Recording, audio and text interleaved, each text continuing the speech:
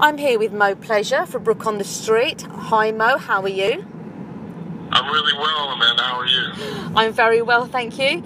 Now, one of the questions I normally ask is, what is it like in a day in the life of you? How was it for a day in the life of Mo Pleasure? What's a normal day for you like?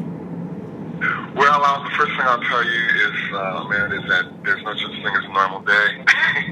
And each day is different because I've kind of got a lot of things going on. I'm in a lot of business. I'm in a lot of education and even tech projects and such. And also a lot of production, of course, with young artists and artists all over the world. And then I'm just a musician on the side who's starting an artist career. So I'd say pretty busy. It's been great. I love being here in London because networking here is incredible, and then one thing leads to another. It's just a lot of meetings and just stuff like that. Other than that, it's pretty boring life. That doesn't sound like very boring to me, Mo. Now, you've obviously worked as a composer in the past, and you've worked with some really credible artists, Ray Charles being one of them, of course, Michael Jackson as well. What was it like to work with artists like that? I mean, they're great figures in history. Yeah, to be truthful, I've never written anything, composed anything with Ray Charles. I was just in his band, toured, for a year with him. Mm-hmm. And same thing for Michael. There's nothing I can say is original material of mine that I've done with Michael. But I have done, I've written 5, 6 songs on Earth, Wind & Fire albums, and did a lot of composing, even on Janet Jackson tours, interludes between scenes, and a lot of jazz artists. I've got some of my writing has been in there, and some Disney movies, and also some Spike Lee movie as well. I had an Earth, Wind & Fire song and some films, and just things like that. So over the years, it's been really gratifying, but I wish I'd never got to write with Michael Jackson. I would have loved to have done that. Well, he wrote a lot of his own, obviously he wrote the majority of his songs and worked with a lot of people and collaborated. Paul McCartney being one of them, of course. We just were at the Cavern Club today, actually, and that was a great experience for us. So obviously we were thinking about Michael even then. Obviously after following the death of Michael Jackson, you probably remember that when he passed away, following his death, now we've had a few legends passing away. Any explanation for this, do you think, Mo? Because it's been quite a lot of them, isn't it? It's really an inordinate amount of and I've been to a lot of funerals because I went to Maurice White, who was not only the reason I'm actually doing what I'm doing. When I was a kid, I saw Earth, Wind & Fire, and the leader was Maurice, the lead singer, and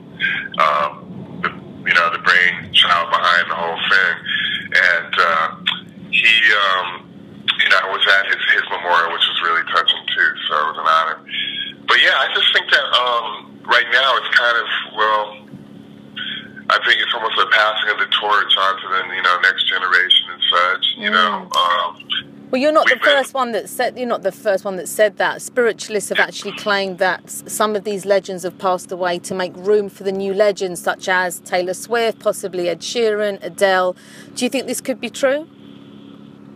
Well, I just think in some form it can be looked at as the fact that the torch is actually being passed to somebody that's people that are capable and are still carrying on the traditions of people, the great ones like Prince and Michael Jackson, Maurice White, and such.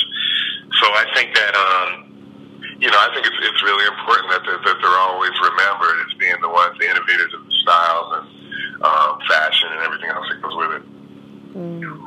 Passing of a new age coming ahead. Now, Junior Starsing is also another show that we produce, and it looks at young people and how young people now sing and songwrite. The change of the music industry now has been developing, and with Brook on the Street, we investigate how the music industry has changed over the past decade or so.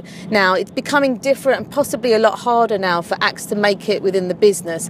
How social media now has taken over. Do you think it makes it more difficult, Mo, for artists to get signed, to get a publishing deal or a record deal, or do you think it's easier for them? Well, I think it depends on how you look at it. It's actually a great question because I think a little bit of both. You know, first of all, it's just flooded right now, and it's I just get requests every day. I get dozens of requests of the artists that are looking, for situations, and they have a lot of them have everything together. They have a great look. They got a great presence. They're out there doing their own gigs. They've written their own music. They know how to do their social media. Even have their own videos of some of their songs. It's just amazing because I went through the whole time period where that just so much money and time was spent on just getting to that point.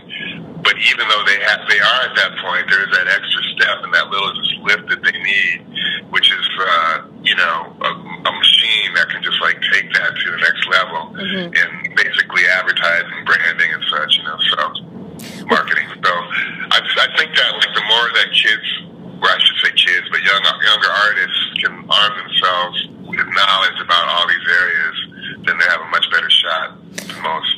Well, Dan Olsen certainly was one of those artists. We did see you at a Cafe Royal performing a great track with him. Now, he's also up and coming. We saw him at Cafe Royal, which is the same place on an industry night that Sam Smith also got signed from, which was amazing, obviously. And do you think Dan stands a really good chance of making it as well?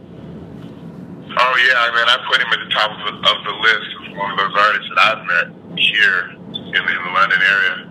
Or in the UK for that matter, and he's the one. He got the package. He has the whole a certain wisdom about the business already, even at a young age, and he really gets it. And he has the talent to back it up. So I have no doubt he's already on his. But we'll definitely pass that on to you. He's going to be invited to one of our radio shows as well soon, and obviously he's going to be in New York supporting, as you know, a fantastic artist as well very soon. Yeah, he's doing well.